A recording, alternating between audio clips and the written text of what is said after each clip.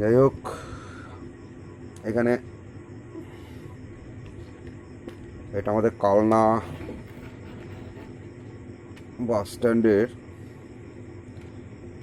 নিকটে যে মসজিদ আছে, সেখানে মিনারের ওপর 70 ফুট উচ্চতায় মিনারের ওপর যে চোঙ আছে তার এলটি রেডি করা হলো। সব তার বের করা হলো। চোঙের 4টে চোঙের দুটো দুটো করে 4টে এলটি দেওয়া হলো আমাদের।